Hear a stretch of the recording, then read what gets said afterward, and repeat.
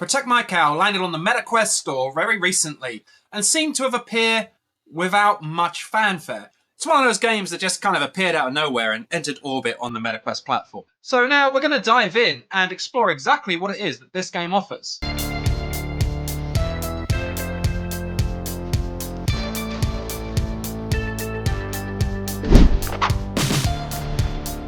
Protect My Cow is a shooting game. It's a flying spaceship shooting game, but it's not a flight simulator or anything like that. What it is almost like a cross between a tower defense game and an old school arcade game.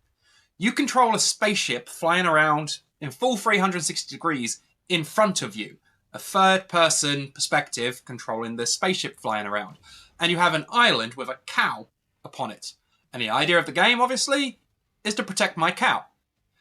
What happens is that spaceships enter the playing field, the battle area, and you must maneuver your ship around the space, all over the place, to try and shoot them and take them out before they take your cow. It's relatively simple, but there is actually quite an amount of depth packed into this game. You can maneuver your ship in full 360. You can boost, you can brake, you can even hold momentarily in a very specific location and slightly tilt your ship up and down and around, ready to then boost off in a new direction. There are items that you can collect and bring to your cow to earn kind of, I think it's supposed to be DNA style currency or fusion. I can't remember what the symbol actually is. But this currency can then be used between levels to buy upgrades and even new ships. It's a really simple, tried and tested formula, but it works. It's fun. There was a saying a few years ago that we are still in the early stages of VR, and I believe this. While the Oculus Rift DK1 and DK2 might have been the old ColecoVision or so on, we're probably about the stage of the NES and the Commodore 64, devices like this. And so I would be happy to compare something like Protect My Cow to Asteroids or Donkey Kong, one of these early games that are showing what technology is capable of, what gaming can be, but it's still very simple compared to modern games. And there's nothing wrong with that. Sometimes the old arcade style, go in, have fun for 15 minutes, clock off. Sometimes that's all you need. The ship maneuverability in Protect My Cow does take quite a lot getting used to. The commands that you have are pretty basic, like I say, speed up and brake and pause. But it is controlled from a third-person perspective, and when you're off in the distance, you can often be thinking, oh, I'm going to maneuver up and turn left, but you can't see the nose of your ship because it's so far away. And so sometimes you'll be pivoting on a very small, what seems to be a very small axis because it's in the distance, and not realizing that you're actually turning the opposite direction to what you're intending to do. Now, this obviously just takes time adapting to the control system, much like MotorStorm RC on the PlayStation Vita, and I think later also got released on PlayStation 3. That game was much like Off-Road 4x4 from the late 80s, early 90s. The control system is relative to the vehicle, not relative to the player. And as such, it can take a bit of adapting to. But once you get it, it is very maneuverable. You are maneuvering in full 360 degrees on your axis of the ship, and then full 360 degrees on the axis of you as the player in the world. So there's a lot of opportunity for barrel rolls and looping over enemies and dodging side to side and so on to evade the enemy attacks while also getting your opportunity for a counterattack. There's also different kind of weapons that you can employ and lots of different upgrades that you can take on board. If you're finding that your shields are going down too quick, upgrade that shield. I personally found that the main gun was a bit slow, so I invested a lot of my currency in upgrading that gun. And it does turn the tide. It does mean that some of these battles are more efficient.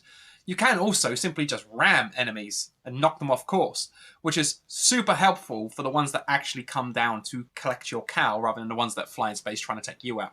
And obviously the game is a comedy game, right? It's not funny, ha ha ha, but there are lots of ships that reflect very famous sci-fi ships. In the footage that you'll see in this video, you can definitely pick out the Enterprise as one of the inspired models for the ships in the game. One of the strengths of Protect My Cow is obviously the fact that it can be played in VR and MR. The VR version of the game basically just puts you in a black environment. It's like space, right? You place down the island with the cow on wherever you feel comfortable, and then it's just blackness around you. But you can also do this in your real world living space, which obviously there was a big MR buzz about a year ago, and Protect My Cow was trying to take advantage of that. It just, arrived a bit too late.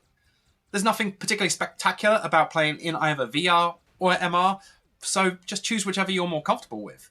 It doesn't use the environment in the same way as like Crystal Commanders, for example, which you can see our review up here, which takes into account spatial differences and heights of furniture and so on. It doesn't do any of that. It just either has a black background or your real world background.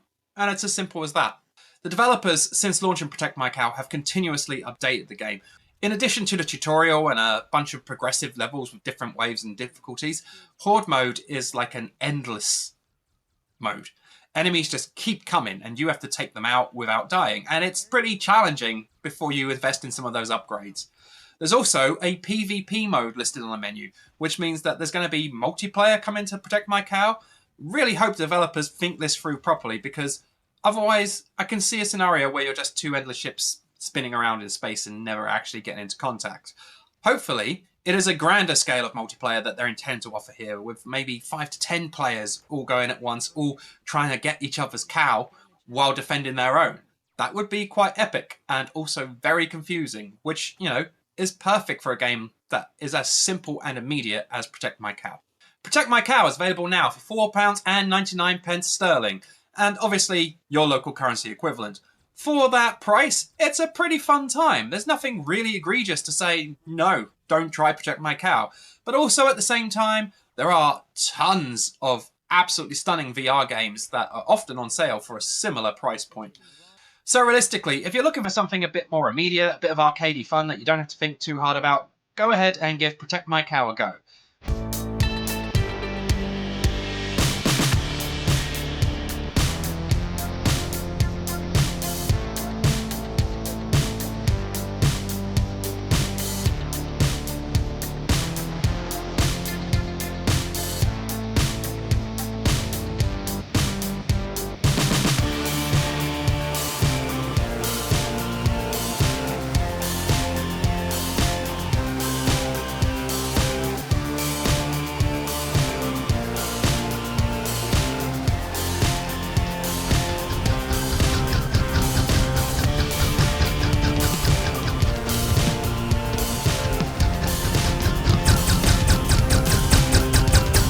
They're grabbing the cow.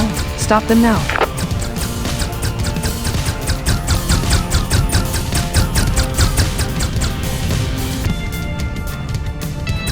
Warning. Cow integrity drop. Pilot, eyes up.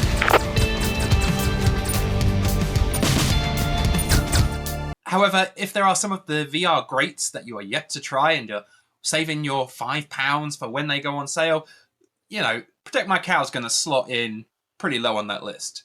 That's all there is to it, really. It's a fun, arcadey game, but it's never going to rewrite the rulebook. It's never going to be the game that sells VR to anyone new.